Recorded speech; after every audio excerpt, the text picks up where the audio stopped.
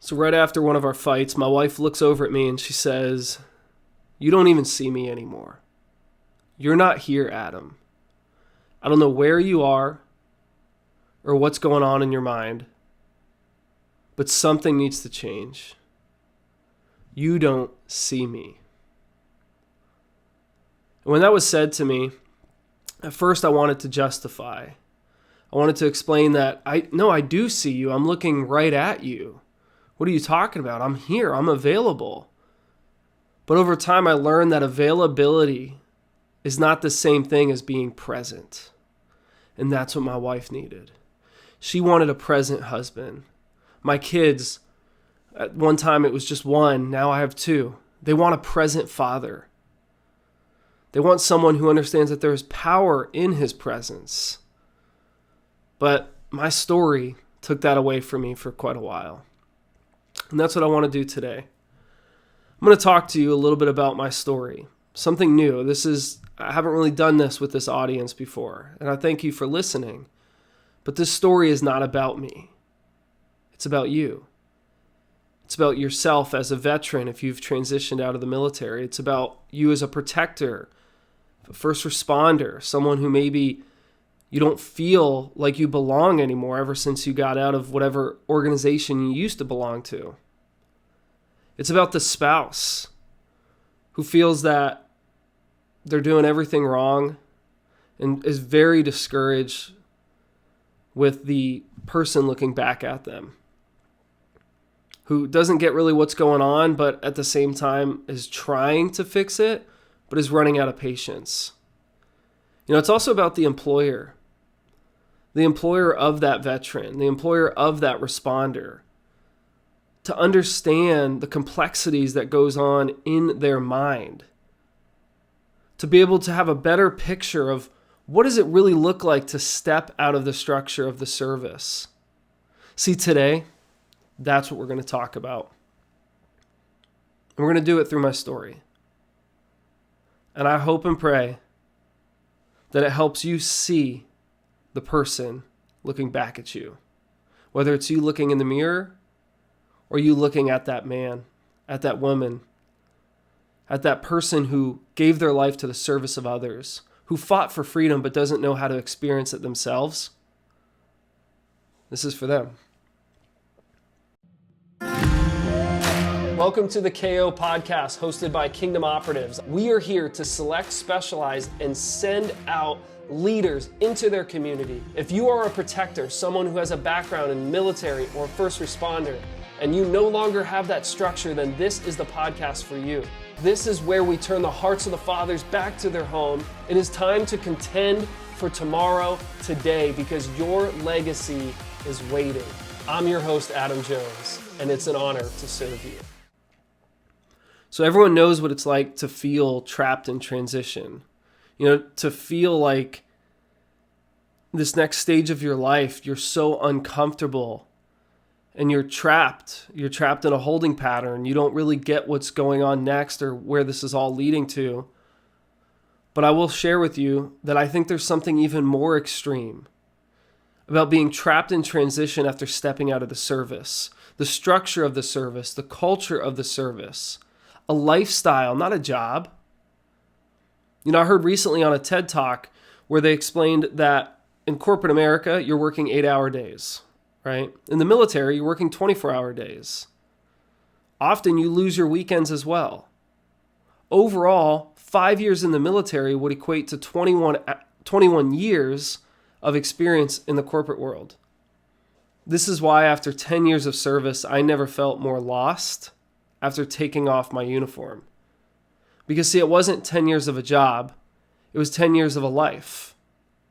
10 years of a mindset, of access to a community, access to belonging, access to a progression, to a rank, to a title, all of it. I lost access when I took off the uniform, but I didn't realize it then. And I'm sure right now you haven't realized it. This is a complex thing that we must start to pull apart. That's happened in our heart, and it's affecting our home and absolutely affecting the workplace as well. You leave a lifestyle to join a corporation, you put down a uniform because you say you want to become a more present father, husband, leader, parent. And for me, that was my story. I just wanted to be more present. I wanted to be more available. I felt like my wife gave me everything she had to support me and the dreams that I had for my life. And I started to realize it became a lot more about me than her. So I made my hero decision, my hero moment to put away the uniform, to step out of the service with, some unmet expectations still. Knowing though that, hey, this is what you do. This is what a husband does. He sacrifices. But see, what I didn't realize was that was just a moment. That was a hero moment. But what about backing that up? What about a lifestyle of decisions that allowed me again to become the hero in the home? See, I didn't get that. So at the end of the day, there were all these endorphins of excitement when I stepped out of the service. Man, life is going to be so great. I'm going to have freedom. I don't have to wear a uniform anymore. I get to grow a beard. And as you can see, I'm still doing that today. Love being able to have facial hair. That's a game changer. Love being able to choose what I wear. But for a while, I didn't even know what to put on. I didn't understand that your attire communicates something to people. Right? If I wanted to only be seen as a soldier, then I would continue to wear soldier things. If I wanted to be seen as a professional in the corporate space, then I'm going to start to dress a little bit different. People needed to teach me this. And honestly, self-awareness needed to grow. But I felt so overwhelmed by all of it. So here's my question to you. You're wandering through life. You're trying to figure it all out. But have you ever figured out really who you are and where you belong in this next stage? Because I definitely didn't. And do you really feel that your best days were your last days? Because I did. I was a Black Hawk pilot, a UH-60 Black Hawk pilot. This was my dream since I was a kid, and I got to do it. I actually became a company commander. That wasn't one of my dreams. I didn't want high levels of leadership, even though I always respected leadership. I wanted to fly more. I wasn't pursuing a progression. After a while, I felt, man, this is amazing. I'm where I need to be. I know there's other things coming up, but one day I was chosen for company command at 26 years old. So like I said, I'm going to share a little bit of my story with you. So let's go into a little bit of how I was raised. I was born and raised in Nazareth, Pennsylvania. I'm the son of Fred and Becky Jones. My parents had me at a much older age. So I have an older brother and a sister. I saw a lifestyle of hard work, but also I wanted more. And my mom was a bus driver, and my dad was a truck driver. I was the first person in my, direct bloodline, I guess you could say, who went to college and really wanted to invest in education. But I didn't do it because I wanted to be educated. I didn't do it because I wanted a degree. I did it because I wanted to fly. I wanted to become an officer. In kindergarten, I was already an uncle. It's crazy. Over time, more kids started to show up, and I just had to step into positions of leadership as just an uncle alone, right? But what's interesting is at 12 years old, I put on my first uniform. At 12 years old, I joined an organization that I highly recommend to this day for anyone listening called Civil Air Patrol. Civil Air Patrol was an auxiliary, and still is, an auxiliary of the United States Air Force. So you're not in the Air Force, but you're definitely on track to go down that path, right? And the people I served with back then, it's funny to say served with because really it was like a club, right? But we did some really cool stuff. They're doing amazing things now. Fighter jets and all this cool stuff. But at 12 years old, I put the uniform on, and I didn't take it off until I reached, I think it was 29 or 30 years old. A huge part of my life was spent in the uniform, whether it was from Civil Air Patrol or the Army. It just continued. It was just a continual progression. And I was always drawn to leadership. I was always drawn to flying. Civil Air Patrol really taught me leadership at a very young age. I know I kind of downplayed it by saying it's a club, and I also overplayed it by saying I served, but let me bridge that gap for a second. At 16 years old, I learned how to fly by myself. At 15 years old, I was doing search and rescue missions for real people who crashed in the mountains in Pennsylvania. I didn't play football growing up. I flew planes. This was just my life. And I'm sharing this with you not to talk about me at all, to expose my story, but also to give you a little bit of a picture inside the mind of a protector, inside the decisions we made. I'm not alone in this. A lot of people have chosen paths like this. Sure, there's always those people who, man, I don't know what I want to do one day when I grow up, so I'm going to go become a soldier or a Marine. That's awesome too. But there's still something in the way they think that relates to what I'm sharing with you today. I refuse to accept anything less than the best, right? I always want to make the deepest impact. I'm sure you do as well. You want to make a big impact in the world. You want to make sure that you leave your mark, that your life is not wasted. It's possible that you're someone who people see you as motivated when really maybe you're not as motivated as people think. You're just very drawn to a mission that matters. But over time, you take off that uniform. What is that mission? What does that become? What's the mission that matters? You go into a corporate place. This was me. You go into corporate places and you start to see a mission on the board that people aren't really living. I remember, coming out of college, I chose another untraditional path. When I joined the Army at 19 years old, I believe it was actually 18 years old, but 19 years old, I made a switch. I joined the Army National Guard and I started to actually train and drill, not just be in college, but also really be in the Army in that way. And I remember, I chose that because I had a really cool career path that I wanted to see through. I wanted to see what was it like to be military, flying aircraft, hopefully, but also to be National Guard where I could have a full-time job. Like I wanted the best of both worlds. So that's what I did. And I just remember, I'm kind of jumping ahead for a second, but I got hired by a company called Booz Allen Hamilton. I was a consultant for them, a senior consultant in a major consulting firm. They're a Fortune 500 company. At one point, they were even better than that. And I was doing some really cool work. And I remember one time asking someone about their values, the values of the company. And it was so important to me that people really live the values, right? When they were talking about different aspects of maybe selfless service, like, are you really selfless though? Can you give me an example of selfless service? That's the way protectors think.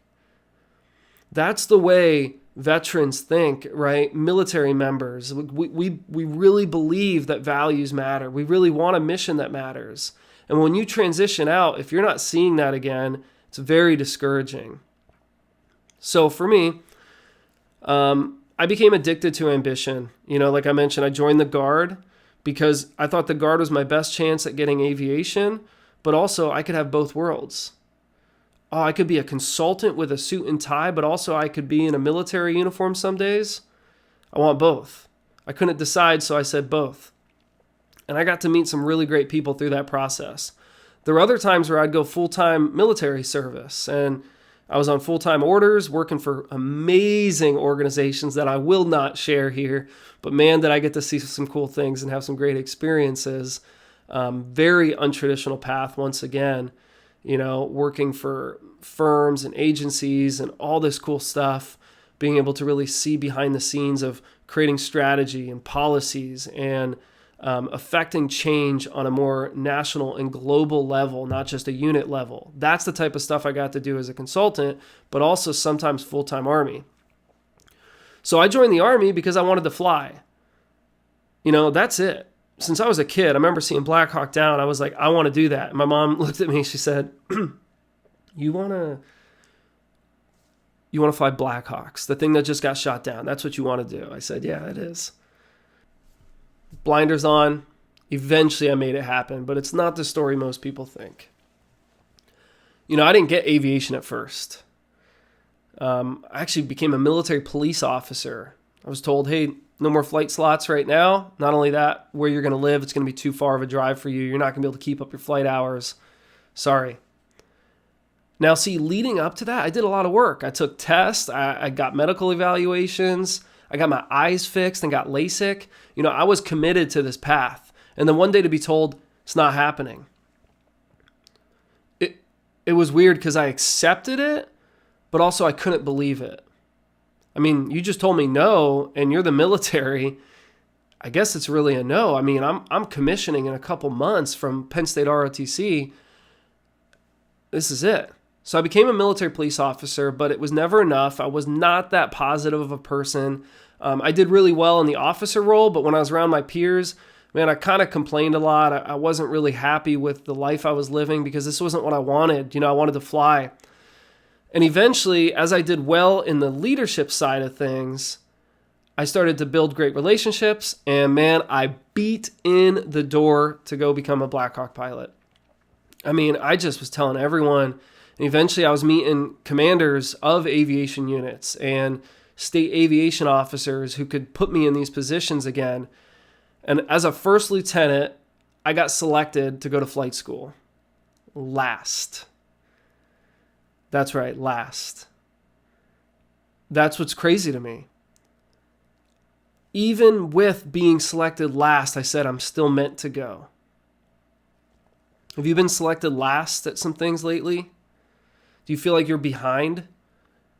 Because see, the second lieutenants or the cadets who are about to become second lieutenants got the seats before me. But here's what's so cool. And this is what I believe. I'm a man of faith. I believe that God set me up for an amazing moment, but I couldn't have it before I met my wife.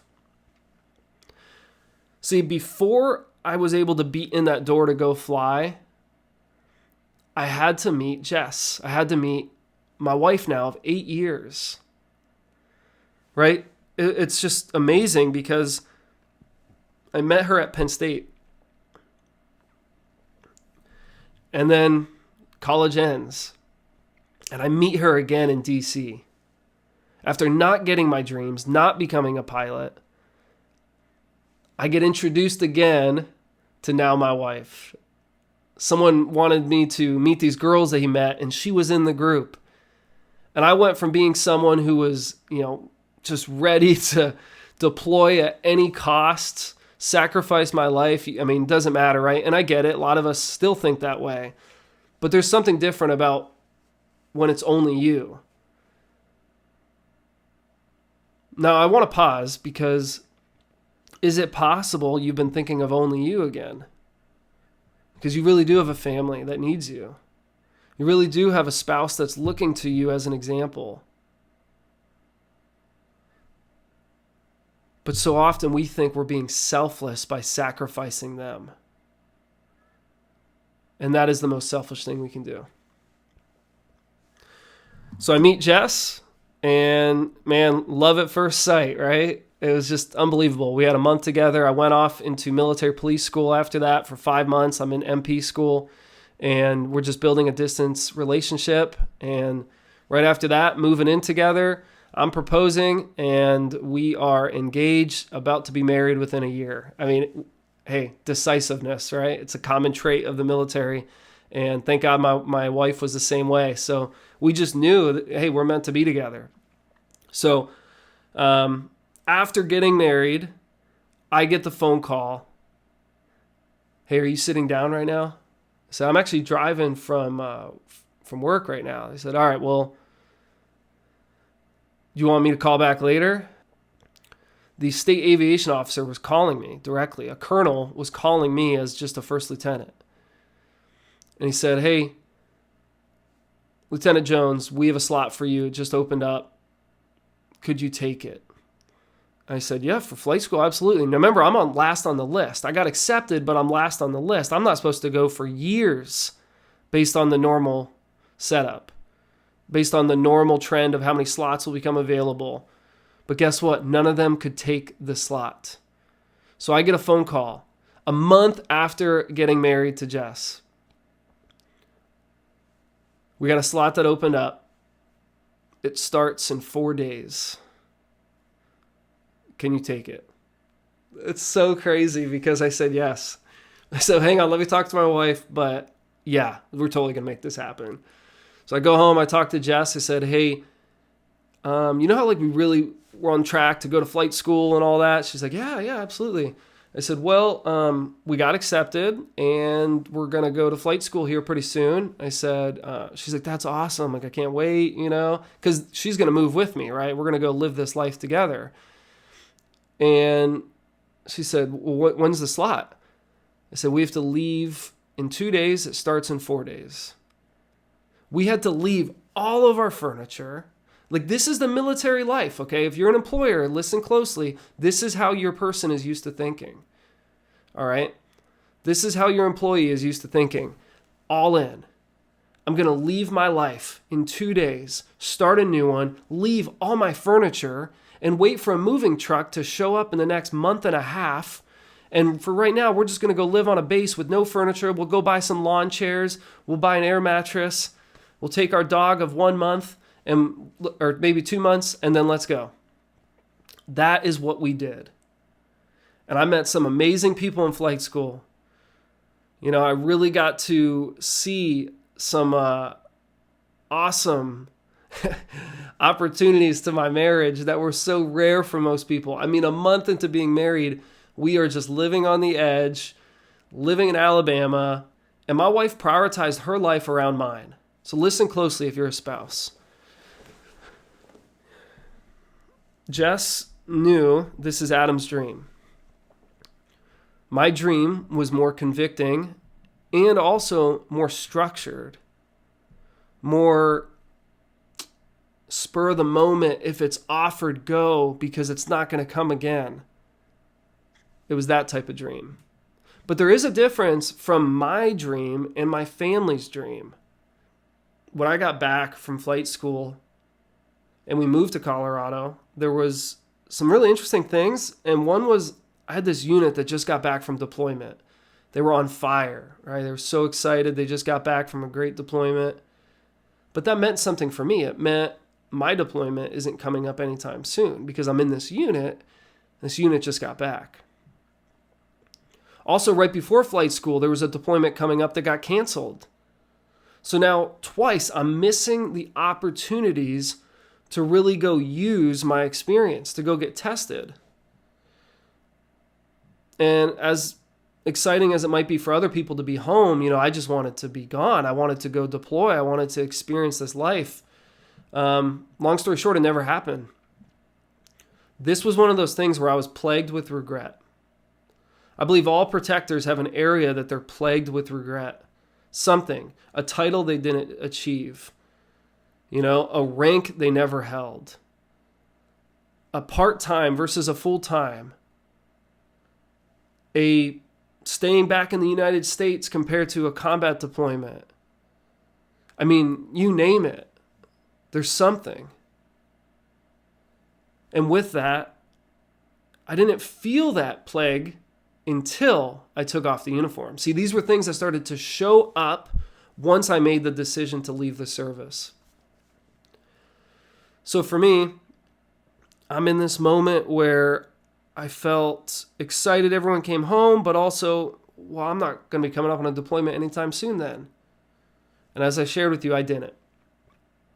You know, after just about 10 years of service, I never had a deployment. I got to do some really cool things and definitely some things that most people never get to do. You know, there was a moment where even as a consultant, I was working with Headquarters Space Command, building up concepts and strategies for them. I mean, unbelievable stuff, but still, that regret started to build over time. No flight is ever the same because the conditions constantly change. You change. The way you're positioned in the aircraft changes. The way your seat is set up. Everything changes. The flight plan, the weather, the people, the loadout. It's always going to be different. You never get the same flight again. It was one of the most exciting things about it. But I remember this one flight where I was trying to hold a hover as a medic was coming out of the aircraft, right? We're holding a high hover. I think it was about 50 feet or so, dropping a medic down. And the crew chief is saying, "Hey, sir, you're drifting to the left." And now I'm in a pretty challenging moment, surrounded by a lot of vegetation, the concealment of trees, all this type of stuff. It was very stressful. Also, let me add one other feature. We were under night vision goggles. So you're trying to fly an aircraft with night vision goggles and hold it in a position, hold it in a place. It doesn't do that by itself. You have to do it, okay? At least for my aircraft, that was the case. I didn't have an autopilot type of aircraft. We had one of the older models. And the crew chief goes, "You're drifting." And I try to explain to him why I'm drifting. My scan, I'm tired, it's late, right? And I'm summarizing it for you. But at the end of the day, I justified my reason for a drift. And for you, is it possible that you are drifting, but you've been justifying it? Because see, one of the first steps my crew chief taught me, he said, "Sir, I don't care why you're drifting. Just fix it. Just fix the drift, man. Correct the drift." I said, okay, he's right. And I remembered the steps of what to do when we're drifting. The first thing is to acknowledge that you're drifting. That's what I want to share with you today. We must acknowledge our drift. There's nothing more important than actually saying, I am drifting, than having someone call it out for you and then saying, I agree with you, I'm drifting. I'm drifting in my marriage. We were once a unified team and now we're opposing forces, it feels like. I'm drifting in my fitness. I used to be very athletic. I used to be crushing it on a PT test. And now that I'm out, this gut just keeps staring back at me. My body's starting to hurt because I'm allowing it to, because I'm drifting. We must acknowledge the drift. In a blue sky strategy, this is a strategy that I created to help in this situation, to help protectors be able to transition as fathers, husbands, leaders, parents, right? To actually focus on the heart, the home, and then the workplace. But one thing we teach is correct the drift. But you can't correct it. You can't do a drift correction. All right? This is in the specialization of command presence, by the way. But you cannot correct it until you acknowledge it. Today, I want you to acknowledge your drift. There's nothing more important than this moment. You've been listening to my story, but it's to get you to this place. That when we took off the uniform, we lost much more than just an organization or a job. We lost access. So see, when the crew chief said, "Sir, you're drifting," my job was to say, "Roger, correcting drift." And you can't drift if you don't have a place you want to stay. So some of us are drifting, and it's not even a drift because you're just going through the motions, allowing anything to take you. You don't have a spot. You don't have a standard. Ed Milet, he says, you don't get your goals, you get your standards. So same thing here. What's your standard? See, all of that, I hope will help you see a progression of this extreme culture. Extreme things we get to do at such a young age. 26 years old, leading soldiers. Flying aircraft by myself with just the other pilot. This is the type of stuff that your protectors are used to doing. And then you put them in the corporate place. You put them in a workplace. You put them in a new job. And you don't give them real authority. You don't even give them real responsibility. See, when we're doing that, we are disempowering those who were once empowered. You're losing the advantage. You're losing the opportunity right in front of you that you have disciplined men and women who want the real thing. They want what's real. They want you to really believe in their mission, in your mission. They want you to really believe in your values. They want to see a team that will really fight for each other. They want what the CEO wants, I bet you. But if we are not addressing these issues and we're not leveraging their experiences, then we are missing out as a society. The 1% of people who are trained in this need to learn how to connect with the 99%. That's what we do with the Blue Sky strategy. Now, I didn't have that at first. Because see, you can listen to some other episodes and you'll start to learn a little bit about all that happened to me. But I'm going to give you a quick crash course on what it was like to take off the uniform. At first, I was excited. I was filled with endorphins. Man, freedom is here. I get to experience it. But I didn't. I didn't experience it. I was trapped in my own thoughts. I was trapped in transition. I was in a cycle of real comparison to other people. So many things were happening to me that I didn't really understand at first. Because, see, the endorphins were so high. The excitement was so high. Before I knew it, I didn't fit into society. I didn't fit in as an employee. I hated my job. Not because my job sucked, but because I was so used to a certain culture. I was so used to a high stakes environment. I was used to being around people who were really all in. And when I started to see such low levels of energy, of, complacency, it affected me. And then it started to really affect the home as well.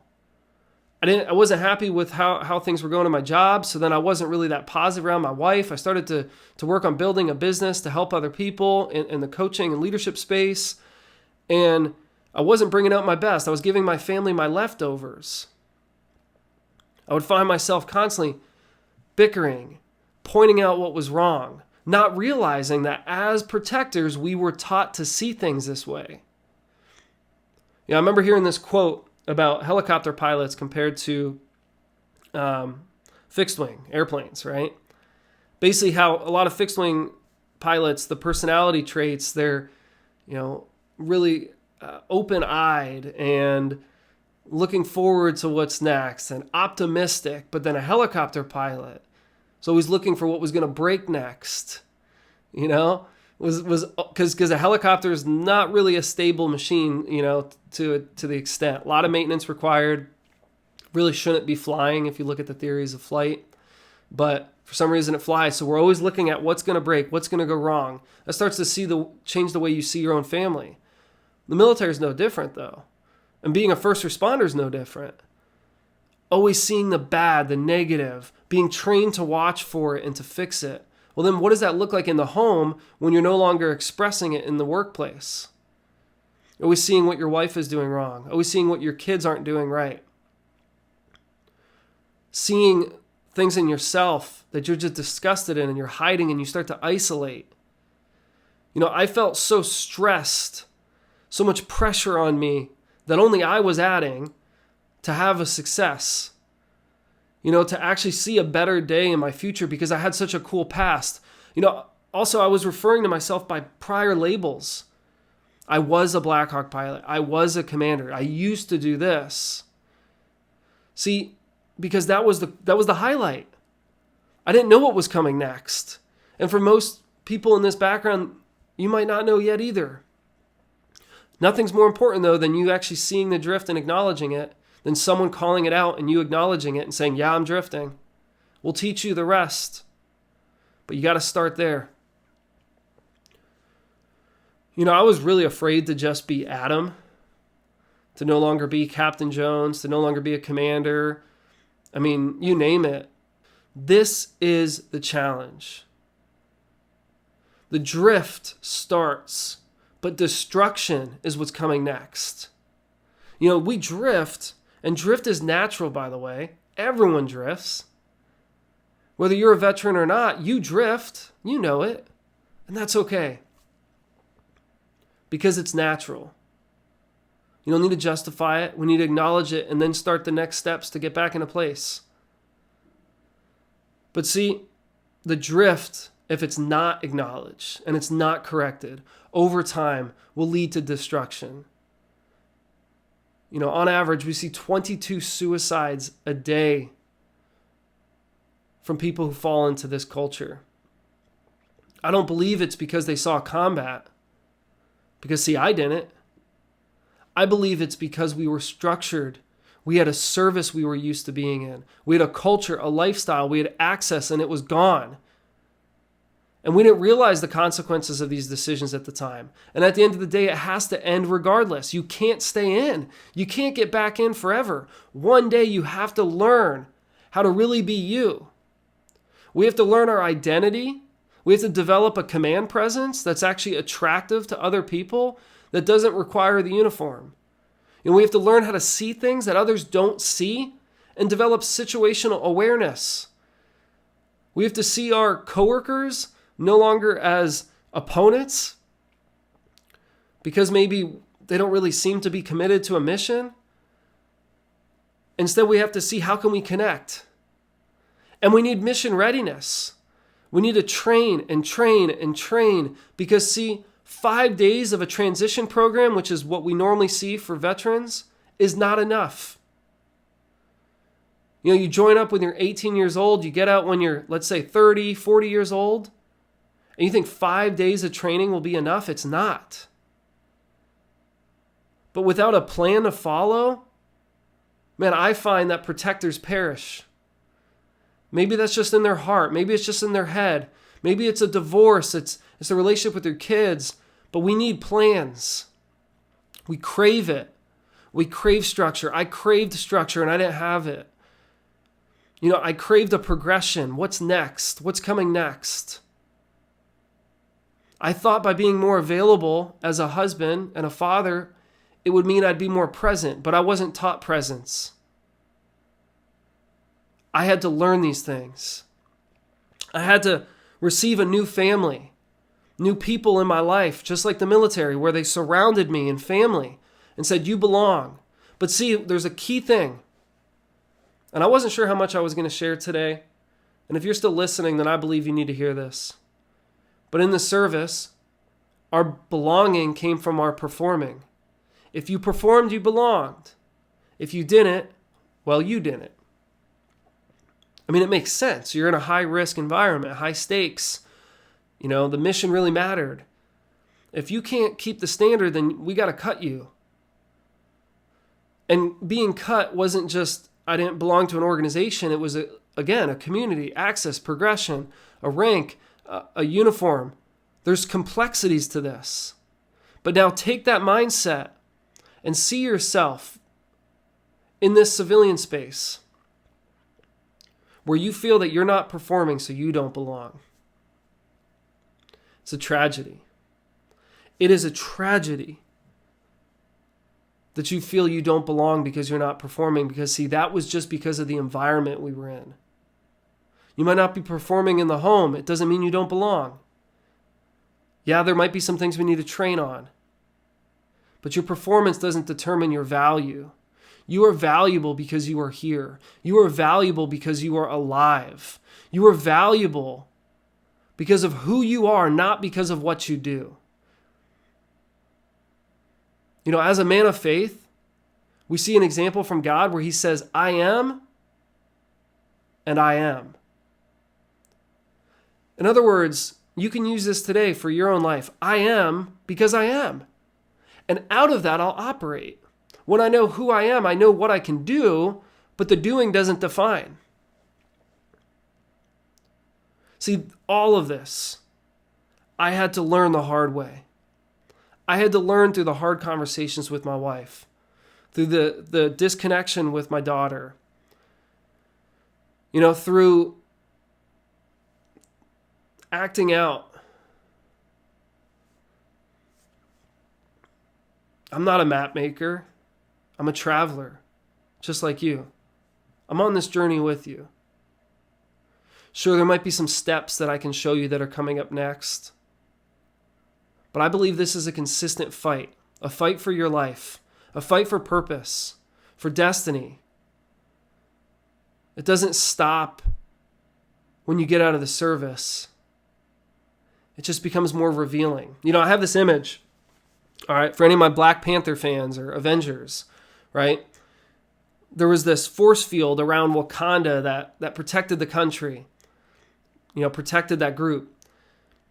Now, I see the same thing for all of us. When we're surrounded by this force field. There might be bad things coming and we might be fighting together, but at least we have that community. At least, you know, there's a culture protecting us that's saying it's okay. This is normal. It's normal to be angry. It's normal to feel irritated with people. It's normal, you know, to feel like you're not doing well in the home. Honestly, this is normal. You see this stuff in the military all the time. But now that you're out, you don't have people to talk to about that. And now you're alone. And that is when we get attacked the worst. That is when the drift leads to destruction. A destruction that comes from what I believe are called weapons of mass deception. This is a term I landed on. Where these weapons have targeted you and they've caused you to feel this pain. But we can help you. That's why we've done what we've done. That's why I've teamed up with other protectors, to create different pieces depending on where you are in your life. Most importantly, to help organizations that have this demographic and that you're ready to serve them. You're ready to join forces and to make them into the best stage of who they can become. The better leader, the better husband, the better father, the better parent. Man, that person. If you're committed to that, first, I just want to say I honor you and I thank you for being that person, being that leader, being that spouse who's saying, I know there's greatness inside. There's just a drift we need to acknowledge. There's destruction that really has to be looked into. There's steps we need to follow. There's a plan that we need, but look, we can do this together. If that's you, thank you. Honestly. See, I was totally lost. My wife didn't give up on me. We had some really hard conversations. She said, something needs to change. And it's got to be you. I had to be the one to change. Over time, this changed how other people interacted with me as well. But I had to be the one. We have to be the one to take the first step. Okay? So I created a strategy. I've talked to you about it, called the Blue Sky Strategy. This is the plan that I needed when I was going through the pain. This is the plan I still need today, but I needed it even more then. It's a plan I needed to follow, a progression, a way to find identity, belonging, and purpose again without the uniform, to where it not only affected me, but my home. This is what I needed. I learned it the hard way. Man, I learned it through investing thousands of dollars into coaching, into other people. I learned it through traveling. I learned it through other people and community. I learned it by asking the hard questions. I learned it by being on the bathroom floor covered in tears. I learned it by walking out of my house one day, not knowing if I was going to return and when or why. I learned it by almost losing my job. You can learn it by simply receiving it and following it. Our protectors matter. This is a stage in life where we really need to do our best job at positioning them for great purpose, because there's so much inside of them already. There's so much they've already been trained with and experienced in. Don't let them drift anymore. Don't let them fall in through, the motions, drifting through the motions, feeling like they don't belong. Partner with them. Partner with the protectors. Connect with them. Learn that they see the negative so they can help you make things better. Learn that they're used to operating with high levels of responsibility and authority, and you can give it to them. Learn that they can help you create a mission that really matters and to be authentic to it. This is my challenge to you all today. If you're a protector, become more than that. Become someone, become a KO. Become someone who operates with this confidence, who contributes to making a better world around him, who has a home that he is proud of, who has a life that she sees purpose in. Become the person who creates the change that you want to see in the world. Learn how to connect again. Your best days are not behind you, they are ahead of you. I'm confident in it. You just need to train. I needed to train. I still do. I'll remind you again, I'm not a map maker. I'm not giving you a map of something that I want you to go do that I haven't done. I'm a traveler. I'm with you on this. John Maxwell talks about there are tour guides and travel agents. Travel agents send people to places they've never been. Tour guides say, hey, come with me. I've been here before. Let me show you what's going on. Let me experience it with you. That's what I want to be for you. My name is Adam Jones. I was trapped in transition, but I found a way out. I found a way to discover the best version of myself. My wife will tell you today that she thanks everyone who made it possible. And my daughters, they have a father who really wants to be there, who's present. Yeah, who still struggles, who still drifts, who still has things he has to overcome, but who has a plan he can follow. It's an honor to speak to you today. It's an honor to be able to serve you through this story. I really do pray that it brings some light to this situation. It doesn't need to end here. Start by following me here on Instagram at Lead with Adam. Reach out if you want to bring in our services, if you want to see what this strategy can do for you. Go ahead and shoot me an email at admin@kingdomoperatives.com. Man, I really hope you'll see the opportunity in your future. Now, if you're an employer, it's time to get your team trained. It's time to connect your veterans. If you don't have a community yet, then we need to create one for them right now. They need it. And if you do have one, then let's go to the next level. And if you're a spouse, thank you for staying steady. Thank you for changing and growing with your protector. Help them be able to see who they were when you married them, when you chose them.